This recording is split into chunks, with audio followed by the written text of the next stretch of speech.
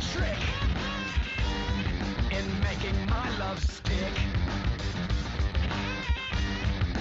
What's the trick? Hello, hello, and welcome to the Film Critic and the Common Man podcast. While other film podcasts might physically and psychologically torture our favorite writers, we think that would just be too much work. Every episode, we discuss a film from the perspective of a film critic and the perspective of a con man. We may not agree, but certainly won't be boring. I'm your co-host, Ben Miller. I am a film critic, and I write about films from my own site, Ice Cream for Freaks. I am joined by my brother and con man co-host, a man with a body like an hourglass, ticking like a clock, Jake Miller. How you doing, buddy? Doing all right. How are you, man? Good. Do you understand that reference, by the way? I do not. Okay. Well, I had before I had rewatched the movie, I was thinking it's like the song Misery Business by the band Paramore. And then in the first opening scenes, they talk about misery business. And I was like, oh, okay. So that's the opening line of the song is I'm in the business of misery. It's taken from the top. He's got a body like an hourglass, is ticking like a clock. So I couldn't resist. I'm sorry. I had so many options with this movie. I wanted to call you a dirty birdie. Mr. Man is like the cockadoodie. That was a good one. The getting out of the cockadoodie car, like all that good stuff. But we will get into it in good time. This is our first listener's choice episode. It is. Usually what we'll be doing in the future, whenever we have a listener's choice episode, we will be promoting and telling people about who had this listener's choice. In this case, it's our lovely mother. It is the one of the most lovely ladies in the world. Absolutely. It's one of those things you kind of think about. You're like, man, it's great to have a mom like her. It's like, Mom, you get to pick whatever movie you want. She goes, yes, Misery. I was like, okay. So I don't know what that says about us as kids. No kidding. Like, you guys do the one where this guy's held captive and tortured. It's like, just remind me of all the times I grew up with you guys whenever I was raising you guys. And it's like, yeah, she's like, I wish I had tied y'all to a bed. We'll be doing more listener's choice episodes as this month goes along, but this one is for our mom. We are talking about the film Misery, directed by Rob Reiner, written by William Goldman, based on the book by Stephen King, not Steven Spielberg. Starring Kathy Bates, James Caan, Richard Farnsworth, and Lauren Bacall, co-starring Francis Sternhagen, Graham Jarvis, Jerry Potter, and J.T. Walsh. Opened on November 30th, 1990. Modest box office, $61.3 million US on a $20 million budget. Nominated and won one Oscar for Miss Kathy Bates for Best Actress, a very, very deserved win. A very solid Rotten Tomatoes score for everything as well, especially for kind of like horror adjacent films. 91% critics, 90% audience. It's a pretty straightforward type of movie. I will get into the quick plot summary of everything. Paul Sheldon, played by James Caan, is a successful series of Victorian romance novels. Hilarious. Every time I kept thinking, it's like James Caan is a romance novelist. Sure. It's probably but anyway, he has a system where whenever he finishes his novel, he goes to Colorado Rockies essentially and shuts himself down and writes his books. He finishes one of his novels and drives back and wrecks his car in a blizzard. He is saved by former nurse Annie Wilkes, played by Kathy Bates. She brings him back to his house and begins to nurse him back to health after he breaks his legs and dislocates his shoulders. At first, everything seems like really nice. She's a big, huge fan of Paul's and pretty much knows everything about him. And then as it kind of goes along, she starts to kind of psychologically and physically torture Paul into kind of making more books and all this kind of stuff. And Paul realizes very quickly he is actually being held hostage. Everybody thinks he is missing. The local sheriff, played by Richard Farnsworth, Sheriff Buster, he finds the car and he is assumed dead. Is eventually assumes he's all dead, so nobody looks for him. Over a period of months, Paul gets a little better. Annie still gets gets wacky here and there. He attempts to escape a couple times, but is able to get back to his room. As he heals and gets better, he writes another Misery novel for Annie, essentially. And then Annie, he has a plan to kill Annie with a knife. It doesn't really work out. Then he falls asleep. Annie wakes up and drugs him. And then he hobbles him using the famous sledgehammer and piece of wood to stop him from escaping. Paul then, yeah, it's real rough there. Sheriff Buster eventually figures out where Paul is, discovers him, but Annie kills him with a shotgun. And then Annie's like, well, I'm going to kill you and kill myself. We'll die together. And Paul's like, well, let's finish the Misery novel, and then that'll be that. And so instead, just a way to stall, he burns the novel. Annie, a fight ensues. He is able to hit her with a typewriter, assuming to kill her, but he eventually kills her off with a metal doorstop in the shape of a pig. Finally killing her. Paul is able to recuperate and get back to normal, walking with a cane, and he's still kind of haunted by Annie's memory all those months later. A very, very interesting film. Not exactly the, whenever you think of Stephen King stuff, you kind of go into realms of supernatural and stuff like that. There's none of this here. It's a pretty straightforward narrative. Yeah. And to me, like, you think about like The Shining, or, name off all the Stephen King stories. The Langoliers, The Stand, all that kind of stuff. Something with some supernatural aspects to it. Exactly. Yeah. And to me, it's more frightening that these are just human beings being crazy human beings. To me, that's more frightening because it's more realistic. Like I'm not worried about demons or ghosts or anything like that. I'm worried about people. Absolutely. And in this case, there's an added level of this because Paul is injured within the first 10 minutes I don't think the credits finish before he's still in the car. So, and he has extreme trauma to his legs and obviously should be in a hospital, but regardless, compound fractures. That's wild. Yeah. So, it's one thing to have a crazy person in the house with you. It's another to be the sole reason you're alive. Also, there's a level of like whenever I think of this film, I think of claustrophobia. You're in a room, it is snowing outside, you don't see anybody else except this crazy lady. It's apparently James Caan, not a big fan of being in that bed for 13 weeks, but I bet not. I can't imagine. I agree with you. I do think it's a claustrophobic feeling, or it's almost like a prison movie. Yeah, absolutely. It really is. Just here recently, my truck broke down. Had to put it in the shop. My wife works, kids are at school. I don't have a vehicle. I'm stuck at home. And it's not that I need to go do something. It's that I can't. It's the option to do it is not there. Yeah. Like I'm stuck. I am stuck. I'm a prisoner. And that's why prison is, most people don't like it to be held somewhere against your will. Well, if you think about just think of the struggles, like how much focus the film puts on whenever Paul decides to escape from his room the first time, when he's in the wheelchair. I think it's the first day he has the wheelchair. He finds the bobby pin, and just the amount of effort and time the movie places just for him to pick up a bobby pin. It's like, it's really, it's everything he does is a lot of work, just because he's in so much pain.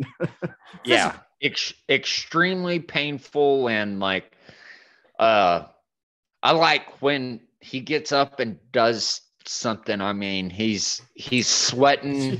You can tell he's, they did a good job of putting out like this. He's in pain and he's putting forth 100%. And this guy, you got to think to yourself also, not only is it the aspects of prison of your constraints and the warden being nuts essentially, but at the same time, your lack of, you have to lose the vanity. Like she is looking out the window talking about have her ex-husband and all this kind of stuff. And he's peeing. And he's just kind of like, I'm done. And and she's like, well, this is like, she just waves it around. All that kind of stuff. And I mean, that horror is not the right word for it, but at the same time, it's not the right word for it. Like, yeah, I think it's I would say suspense.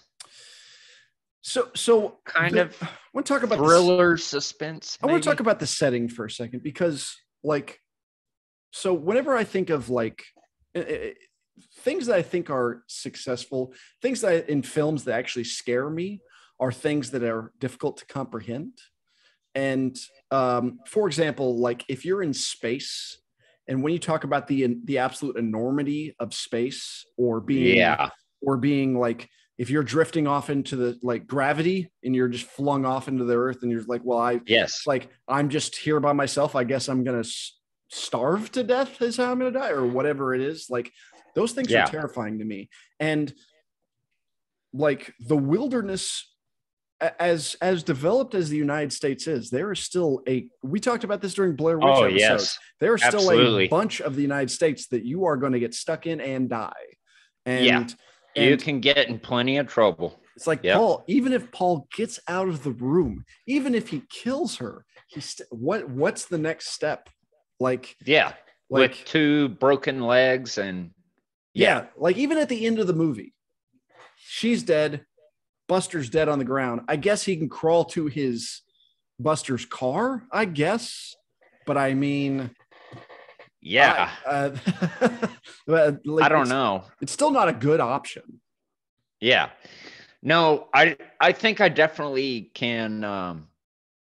I can relate to that. Like what you said, being out in space and being, just is like when we went skydiving. That's how I felt, was just like, I have nothing. I'm there's nothing falling out of the sky. Yep. There's nothing I can do. And helplessness is just the helplessness. That's the key. The helplessness is like, I am so dependent on this psycho. I can't believe I have to live off, I have to keep this psycho around to keep me alive. Yeah. And I do think there are several parts where he's conciliatory and I mean, he plays a game because he's like, I'm at her will. It's funny. I'm a prisoner. So it's funny coming from the viewer's perspective, because it's almost patronizing. Almost everything he says is like, it's like, oh, we have to give misery back to the world. And I'm like, you and I both know he doesn't give a crap. Like, but he's selling it to a woman who is buying it hook, line, and sinker. Yeah. And basically he outlines that he doesn't really give a crap about misery almost at the jump when he's talking to his publicist. He's like, this is all I've done. This is crap. And so it's just a job to him. It's a paycheck. There's some really, he knows that's his only freaking leverage. There's some Annie. There's some really interesting subtextual things with this when it comes to that. Like the idea of Stephen King writing a book that says, I'm sick of doing the genre that made me famous. Yeah. Like that's really interesting. Like it is. And that's a really interesting aspect to, like, they kind of avoid it. But that They being do. that being the entry point into the story is a really fascinating side. Like, And yeah, now that you bring that up, I'm like, how many of these meetings has Stephen King been in with his publicist? yeah, it's, I don't want to make horror anymore. No, no, Like, no, no, no. Yeah. wait. You're a cash cow. And he's like, Exactly. I don't, it's just burnout. Yeah. Man, just everyone experiences it, I think. Okay, But so let me see here. So I didn't think about it until I didn't think about it until this specific point, but I was like, okay, well, what was his, like, the lead up to this? What were we looking at? And I'm trying to see. Okay, so this is King from the beginning. So he goes Carrie, Salem's Lot, The Shining, Rage, The Stand, Long Walk under pseudonym, The Dead Zone, Firestarter, Cujo, The Running Man, The Dark Tower, Christine, Pet Cemetery, Eyes of the Dragon, Thinner, It, Another Dark Tower. Then he gets to Misery. So Misery's really the first one where you're like, this is not the Stephen King you expect. yeah. So Yeah. just an interesting, it's just another interesting layer to this. Well, it's kind of like The Green Mile was written by him. And even though that does obviously have supernatural aspect, it's supernatural, but it's not what you think whenever you think about Pet Cemetery. Yeah, exactly. Yeah. Yeah. So he's got a pretty eclectic collection. Yeah, and I mean, he throws some interesting. It's not all just like horror for the sake of horror.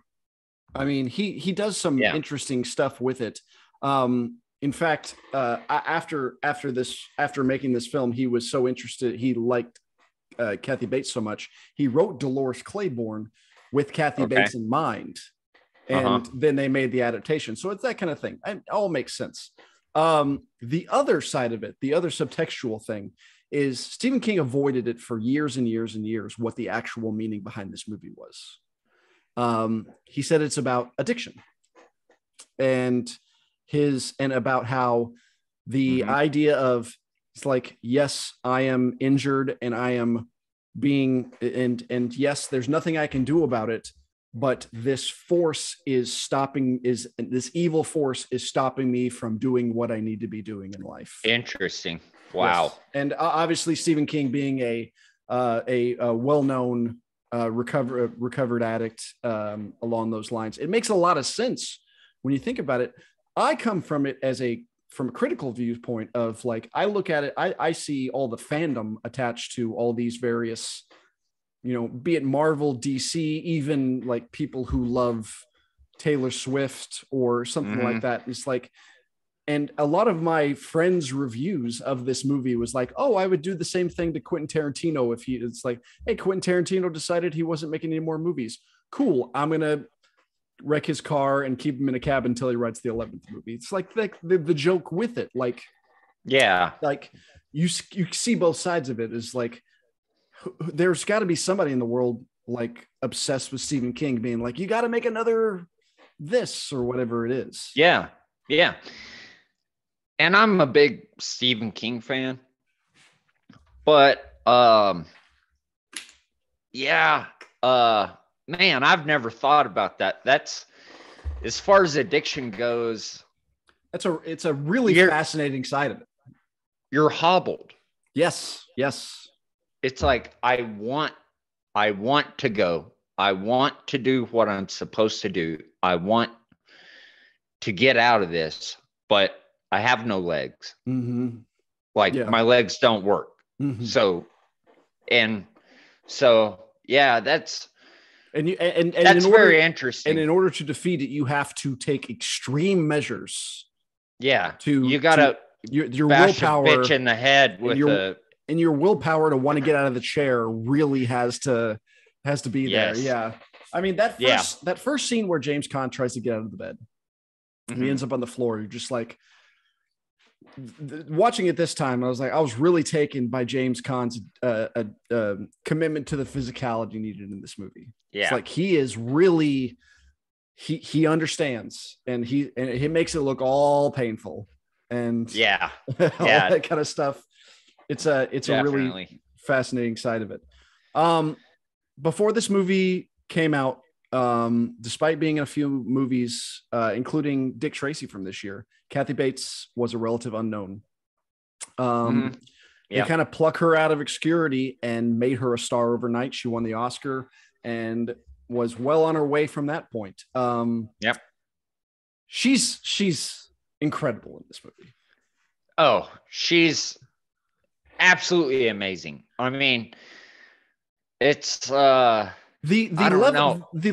level of sincerity and sweet, church lady sincerity she has, and then able to turn and be like, this lady is going to kill me really quick the whole time, is turn on a dime impressive.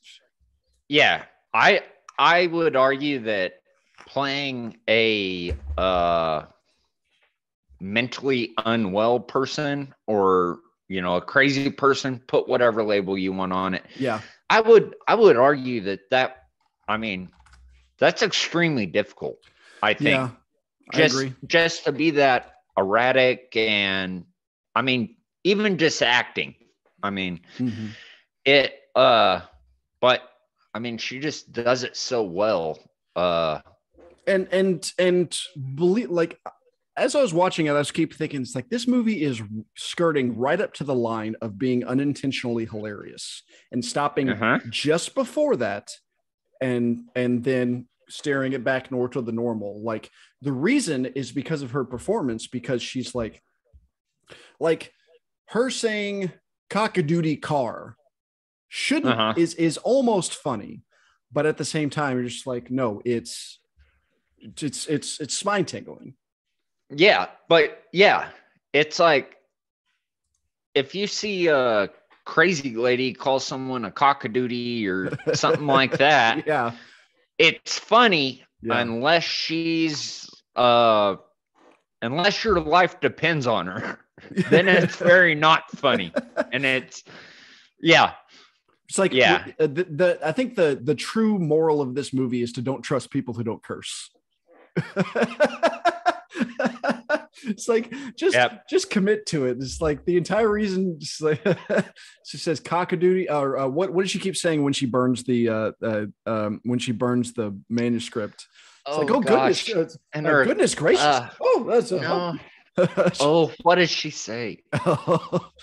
When like her curtains are catching on fire, she's like, oh golly, I can't remember it now. What is it? So silly. It's something really silly. It's like, oh goodness, great. Or it's like, oh man, this is so silly. It's something hilarious. It's something, like it's pedestrianly stupid. Like, it's not something you should be saying. Like, when you're lighting somebody's manuscript on fire. Yeah, it's heavens to Betsy. Heavens to Betsy. Heavens to Betsy. Heavens to Betsy. Heavens to. It's like Who says that? Your lace curtains are catching on fire. Like, and that's that I always kind of think of it in the kind of terms of, it's like, okay, well, what levels are you able to try to maintain of morality? It's like, this lady's like, I can't abide cursing. It's like, cursing is and she's obviously very prim and proper when it comes to her appearance. She has that the Christian necklace, the cross necklace the whole time. But at the same time, it's like, oh, I'm gonna make. But I can kill babies. I can kill. Yeah, exactly. Kill babies. No big deal. Hobble you. Yeah, exactly. And then I remember she said the first thing that caught me whenever she's like, she doesn't curse, and she was talking about the Sistine Chapel, and she says, who's that Dago who did the Sistine Chapel? And I'm like, whoa. Like, it's like, that's not racism's fine. It's like, what's that level? Apparently you just can't call him an effing Dago. Exactly. what all that kind of sorry, maybe I shouldn't have said. Now at the same time, the thing the interesting thing, I think King tried to put a little extra into it when it comes to what he was writing. And I don't know if this is King or more William Goldman, but like whenever she's talking about the Rocket Man cereal and the cockadoodie car, yeah, he doesn't get out of the car. And she essentially makes the argument. It's like, you can't just say, no, actually. It's like, no. He's in the car. It crashed. Go from there. As opposed to, no. He actually escaped. You didn't see it. It's like, and it's kind of, I think that might've been a veiled criticism at people who are like, no, you're cheating. It's like, don't cheat. Write your way out of it.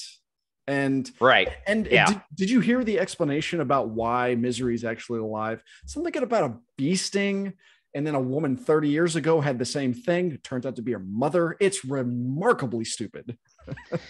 Well, yeah. And basically, I think back to like being in a grocery store with our mom when I was a kid.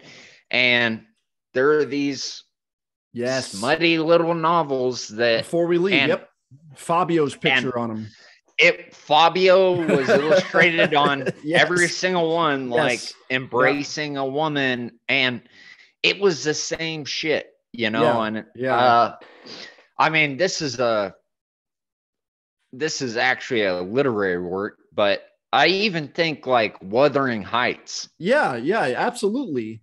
All those type of sweeping romances with a guy named Heathcliff, and a great example. Yes, there's a love triangle, and who will get her, and something, like, and I think it's kind of, it's not just, there's always these genres of, it's like, well, King obviously being the horror guy, and that was kind of his milieu. And while Paul is this romance novelist, you can even transfer it as like, think of like Michael Crichton and law film, or those those type of things. Just like stuck in a genre, and you're like, well, I'm just going to stick to this genre. Doesn't matter how stupid it is.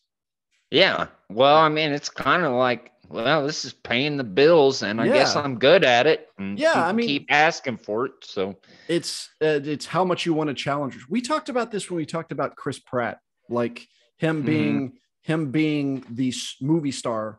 He's probably comfortable in it. He keeps paying the bills. He's not challenged by anything. So why would he try to challenge himself?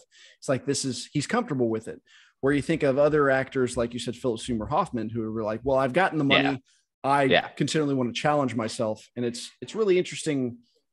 This movie has a lot of layers for somebody who is like, it's much more than just hey, crazy lady holds a guy hostage.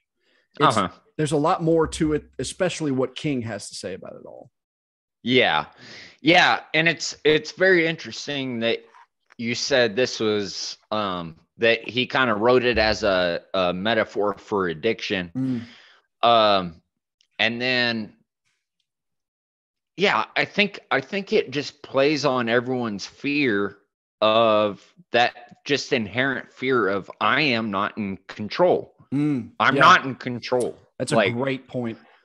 I'm not driving the car. And not only are you not in control, the person who's in control is nuts.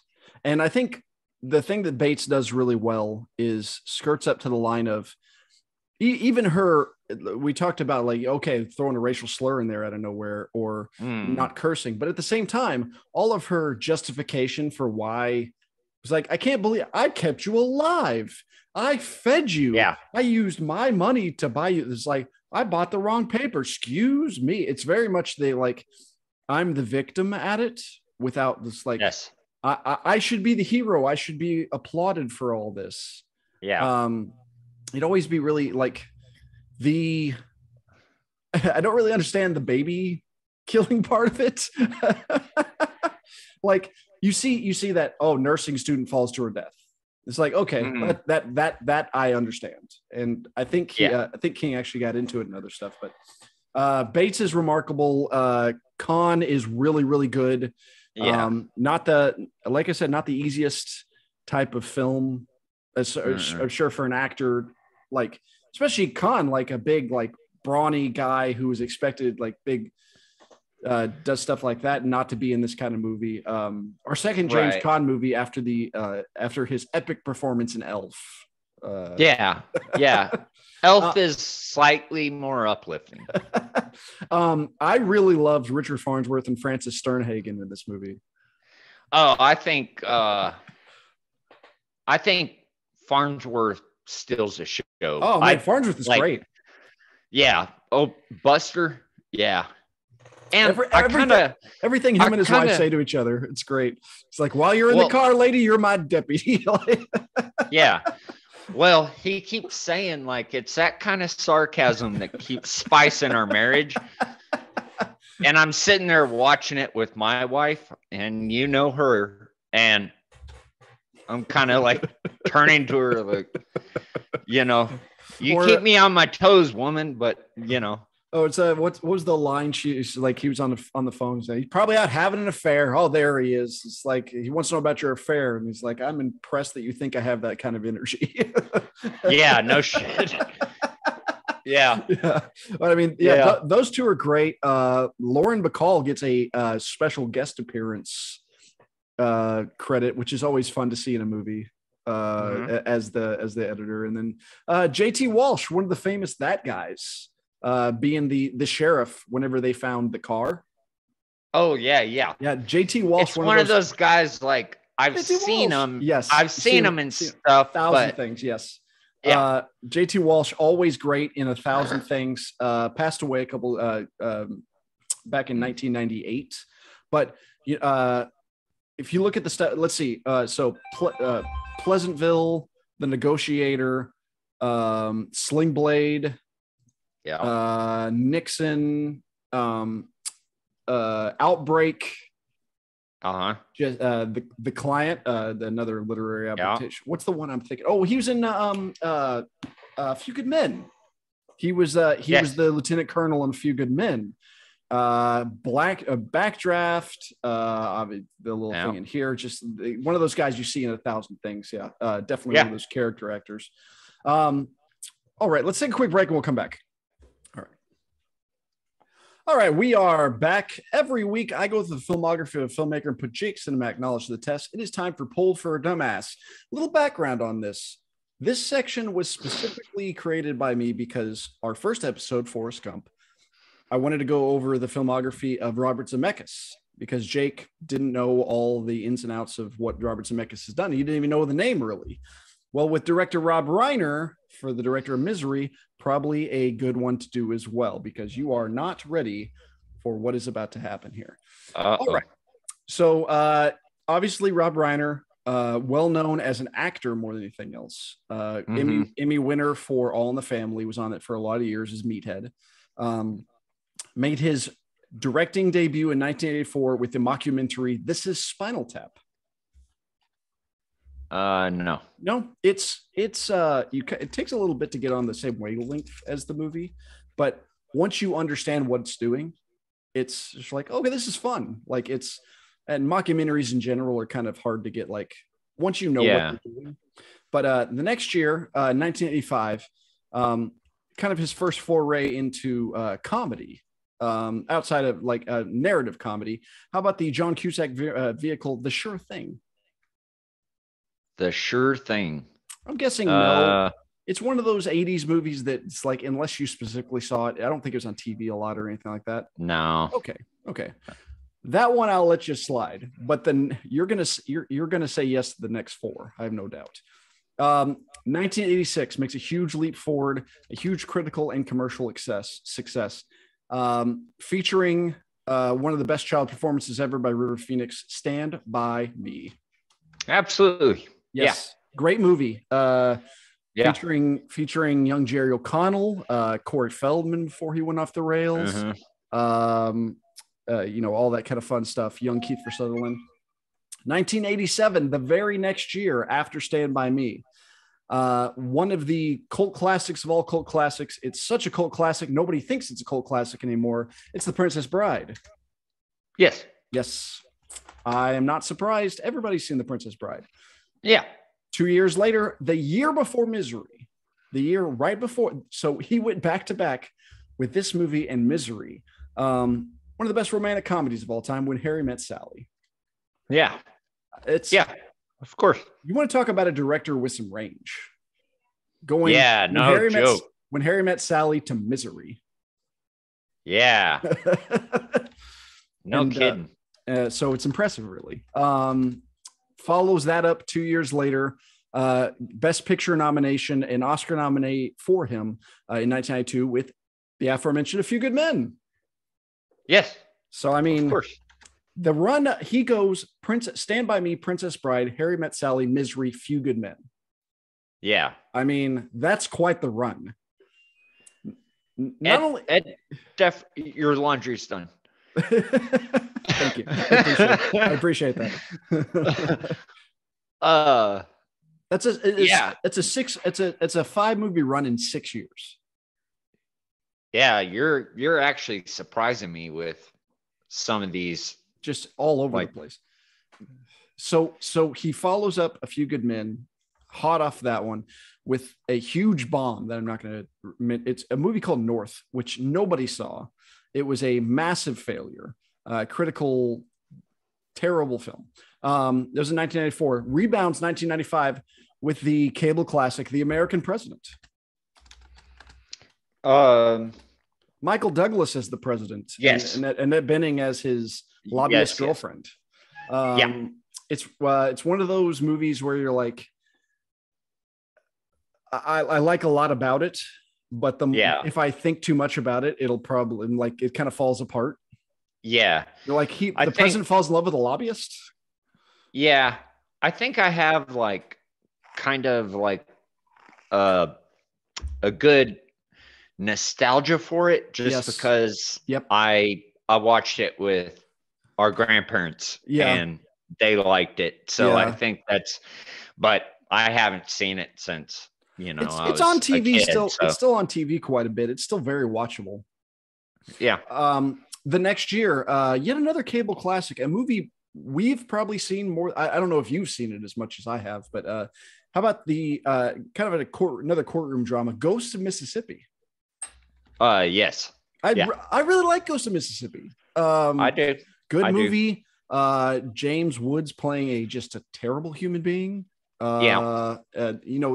It's the first time, at least being a kid, at the time I was 10. So I didn't know who Medgar Evers was. He was kind of the he was the civil rights wise. He wasn't really the ones you heard about in school. So that was always really fun.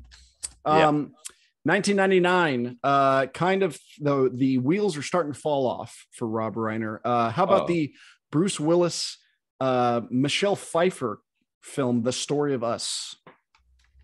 No. I think I've seen bits and pieces of it. It's just decidedly forgettable. It's just nobody knows anything or cares about it. How about the romantic comedy with in 2003, a movie I saw in movie theaters, and I don't think many people can say that. The Luke Wilson and Kate.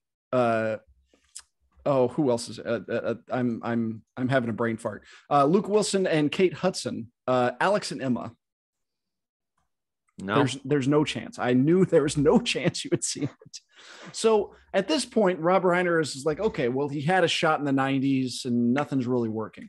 He kind of starts to rebound a little bit in 2005. Have you seen the movie Rumor Has It? It's the sequel to The Graduate, if that makes any sense. No.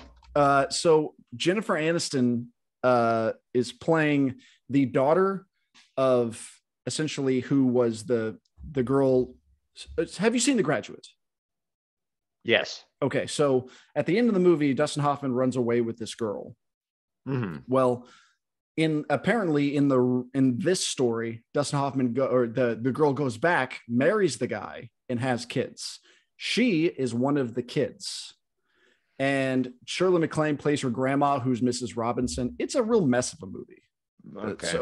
But it was mildly successful.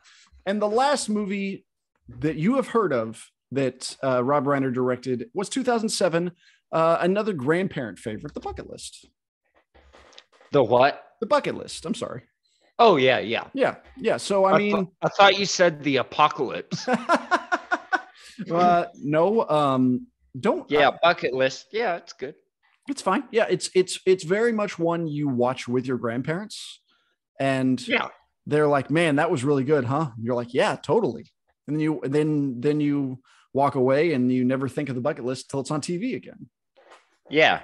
Well, and I think that's funny that you mentioned that it's something you watch with your grandparents is because consider the audience. Yeah, absolutely. It's relatable. That's what I keep saying. I know I've said it before, but like when you like a movie, it's because you can relate to it. Yeah. I think is a big part to it. Yeah. So like, whenever the bad thing about the bucket list is I think I could relate more to it now. Like the line when he says, "Don't pass a bathroom, don't trust a fart, and don't waste a boner." And it's kind of like we're not that old, but we're old enough to be like we're getting closer to that. I'm tracking. You know what I mean? That's funny. So anyway, okay. So I'm not going to include. So I'm going to stop there. That's 2007. It's not the last movie Rob Reiner directed, but you got 8 of 13. But I want to just list off these next movies and see if you've even heard of them. Okay. Okay. 2010, the movie Flipped. I have never even heard of it. No. Okay. How about 2012's The Magic of Belle Isle? Nope. It's a Morgan Freeman movie. I don't know what it's about. And 2014, And So It Goes. No. That has Michael Douglas and Diane Keaton. Don't know what that's about. 2015, Being Charlie. It's about some kid who is whatever hitchhiking. Okay. 2016, nope. A movie I have heard of, LBJ.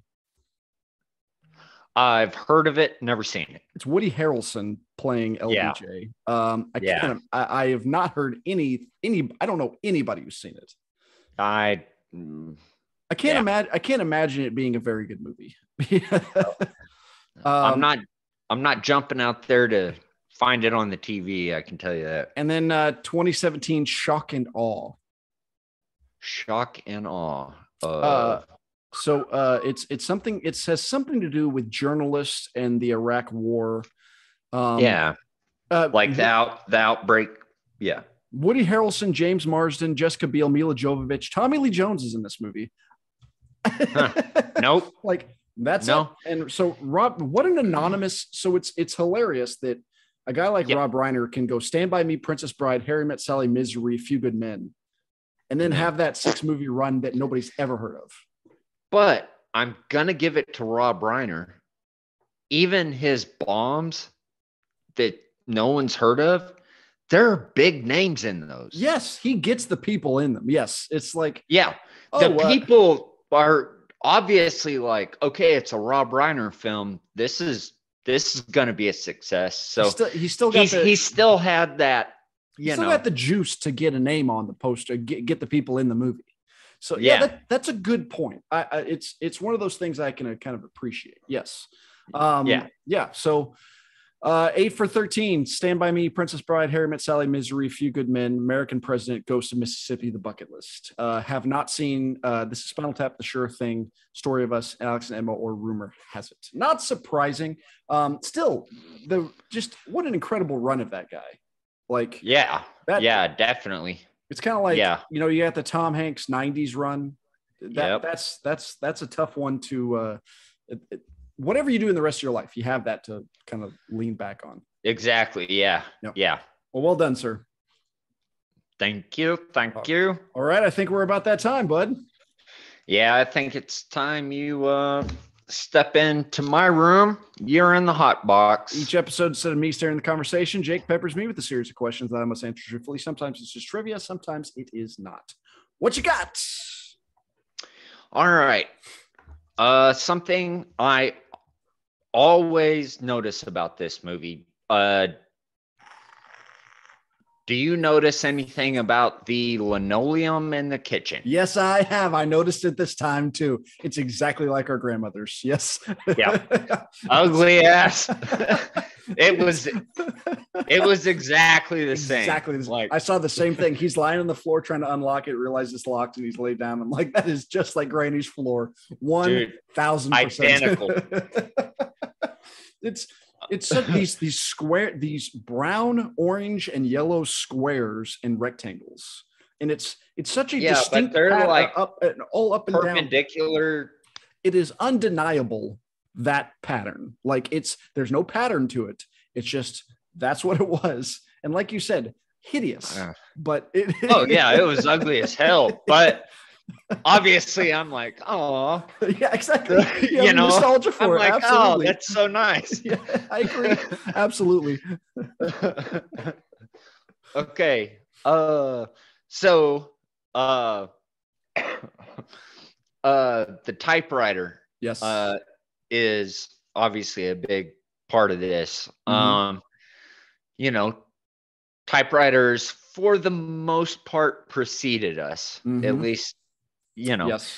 But have you ever used a typewriter or a similar machine, or more just like it, not for actual purposes. More it's just like, hey, there's a typewriter here. You're like, oh, cool. Like, like played with it. It wasn't one that I've never used one to use it for business. So we grew up at the infancy of computers, the proliferation of computers. Like, in school, that's when it blew up. Yeah. In school, we learned how to type on computers. Yeah. My wife actually learned how to type on a typewriter. Really? So, I mean, that's how much of the difference is. One by much, we just missed it. Our grandmother was a very, very skilled typist, or a shorthand, excuse me. But yes. Well, both. Yeah, both actually. Yeah. So, I mean, I kind of view it as kind of like anybody who's like, oh, I only, write articles or whatever on a typewriter. I'm like, okay. Oh, all right. It's like, yeah. It's like you don't listen to anything but vinyl, right? Like, it's, we get it. But yeah, especially these days. Well, it's just like, just say, I don't know, there's something fun about writing on an old typewriter. Yeah. And that's the way I like to do it. Yeah. Okay. Yeah. You don't have to be like a pretentious asshole about it. Essentially, that's the only difference. If you have a weird thing, as long as you acknowledge that it's weird, everybody can accept that. Like, you can't just be like, I type on a typewriter, and if you don't, you're the weird one. Like, no. Exactly. Like, wait. Yeah. Exactly. Yeah. Yeah, I actually got our grandmother's last typewriter. Ooh. I still have it. It's an electric typewriter. Ooh. Though. Oh, okay. So it's not mechanical. Like the one in the movie. Is it the one with the ball? I think so. Okay. Yeah. Oh, yes. It's got a series of balls. Oh, okay. Yeah. At least 2 balls. Anyways, but no, you plug it in. It's electronic. Okay. But I've only played on typewriters. I'm like you. It's only the novelty of the it's always fuck. You know, that was something like that. Was a fun little thing. It was like fuck. Yeah. I like that one too. It was funny. If like you watch a movie like All the President's Men is a great example. If you watch All the President's Men, every time they're in the newsroom, it's definitely really loud because by 100, as opposed to anybody else. It's like nowadays, if you go into a room, you just hear phones ringing and people like I have. Yeah. I know I work with a guy who has a keyboard, like one of these keyboards that specifically has like punch to it, like that actually has like chunkunk, like an old timey like. Okay. Has it's I kind of respect it. I do too. I can see how that would be. Aesthetically, like you get you get a response. Yes, You yes. know you hit it. Yes, absolutely. Yes. I can type. I can see that. I could type pretty I would have to put some force into hearing me typing right now, but generally I could do it pretty quietly. So that but I respect that. I'd respect it. Yeah. Well, just real quickly and I'll move on. But on typewriters, my captain, when I was in detectives, he was telling a story about back in like the early 70s being in there was just a big room of detectives at desks and just nonstop time. Yeah. And he said everyone was smoking all day. He said it was just filled with smoke and just drinking coffee.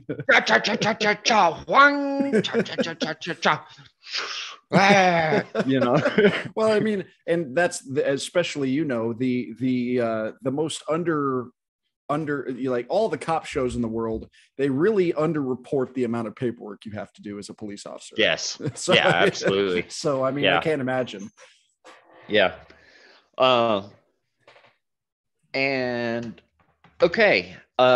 So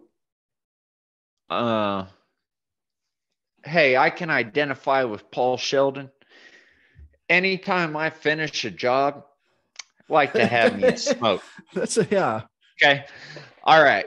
But this is a recommendation from my wife, actually. She challenged me on it whenever we saw it. Okay. But whenever Annie presents Paul with the champagne, the glasses, and then a cigarette and a lighter or a match,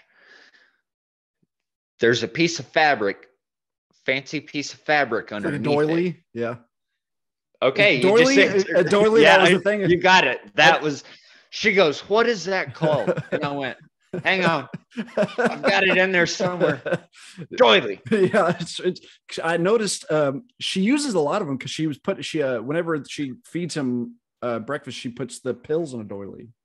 It's like I noticed it's like it looks like it's one step above like a paper snowflake. Yeah. Yes. Yeah. Essentially, it's like what if somebody made a decoration out of a coffee filter? It's essentially what it is. Yeah. Yeah. Let's cut it real fancy. It'll be better. Oh, by the way, we're gonna throw this away. Yeah. Yeah. Let's see. I had one more for you. I just lost it. What were we talking about? Doilies, typewriters. Oh, I don't know. A little piece of trivia for you, real quick. In the background, Kathy Bates and writer William Goldman decided that Annie was molested by her father when she was a child, leading to essentially the steps to where she got. And it's not necessarily explaining away mental illness. Yeah, but it's kind of. Yeah. Well, that was actually along the lines that I was thinking, but I've seen things like, well, is she bipolar? Well, but I think a lot of people don't understand the bipolar disorder or manic depressive disorder. Yeah. It's not wild mood swings. It's more it's generally. Yeah. I know there's someone out there that has experienced different, but anyways, I think that a lot of times mental illness can just lay dormant, and then there's something triggering. A traumatic event or a series of traumatic events, and then it comes full force, you know? So, that's interesting that you bring that up, but I would ask you, do you think, she's bipolar or schizophrenic? Not that we can diagnose a damn thing, and it's a movie. Yeah, so. that's true. There's borderline antisocial. I had read a piece of trivia actually. It said a forensic psychologist described Annie as a virtual catalog of mental illness. Just all of it. So it was essentially it was bipolar disorder, obsessive compulsive disorder, Munchausen by proxy. What we talked about was Sixth Sense, a severe personality disorder with paranoid, antisocial, and borderline features, likely some sort of schizophrenic or schizoaffective spectrum disorder. It's funny, like whenever I think of the things that kind of happen, like in the movie, there's one really interesting scene, and that's whenever she first talks about her gun, where it's raining. Yes, she comes in the room, and you're like, I almost feel bad for her. Like, okay, that is my next question. Okay, go ahead. That scene, whenever she's walking out of the room, he goes, Annie, what's wrong? Yeah. And my wife asked me this too. Do you think he actually has genuine sympathy or empathy for her? Like, is he, I mean, obviously he has a stake in this lady's mental health. But do you think there was a moment where it was where he did feel bad for her, and the audience is made to say this is a sick woman? Yeah, I think I would call it instinctual humanity. Like you see, it's like this lady's, here's your pills. It's like she's not talking about anything else. She's just, sorry, I forgot. Here's your pills. It's like something's up. Like it's just like, well, something's like, hey, you okay? Just kind of like, it's just kind of, he's been built into, it's like, well, I'm supposed to be nice generally. Why not be nice to this woman? And you're like, but this lady's driving. Just like, well, I just forgot that for a second. It was instinctually just to be, it's like, and it is the only time she gives any sort of sympathy. You're just like, oh, this poor woman. And then she immediately goes, I have a gun. I think I want to get some bullets. You're like, oh, let's go back. It's like, well, yeah. Well, I think it's almost a Stockholm syndrome thing. Like, how can someone take you hostage and forcibly confine you at the, threatening your life, and then you go, these guys ain't that bad. I kind of get their point. I mean, yes, I think you're absolutely right. As humanity has a hard time being inhuman to an extent. Yeah. To an extent, there are people that can do it. But, and even if we go back into the alcohol, the addiction subtext, it's like, well, sometimes the addiction is okay. Like sometimes you have days where you're like, it's not affecting much of anything, and some days it's not very strong, and you're just like, well, this is weird, and you just you're essentially facing it. It's coming at you in all different types of ways. Yeah, really. You don't know how tomorrow's gonna go. It's basically, yeah. All right, buddy. Well, I almost forgot we were in the hot box. That was pretty much just a conversation. But well, still. All right, you can get out of here. Well, before we go, Jake, what is your film rating of Misery? Awesome. I think very, very good. I agree. Like it could have really easily gone off the rails and never does. If there was different writers, if everybody was on the same page with this, everybody is like, this is what we're doing. Trust that we're going to do this. And everybody is like, yep, we're right on board and everything works. Yes, I agree. I have it 4 out of 5. Great movie. An all-time Best Actress Oscar win. Deserved.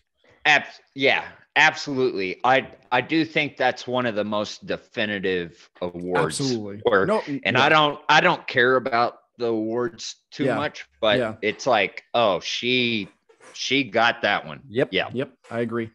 I think that just about does it for this episode of the Film Critic, the Common Man. Thank you so very much for joining us. You can follow me on Twitter at NebBizBen, on Letterboxd at Neb810, on Instagram at Ben Miller Movies. Check out my website, icecreamforfreaks.com, and you can find me on the other writings on the Film Experience and Cinema Scholars. You can find me on other pods, especially one that just might have released earlier today, as I'm the David Thewlis of podcasting. Jake, where can the people find you? I assume either in a cabin with legs broken or running around with your old deputy wife. Nah, I've got to tend to my old sow. Misery. I named her Misery. One quick thing I forgot where he said, it's like, yeah, I'll run it through our system. And he just sticks the thing on the. I did love that. I'll put it in our system.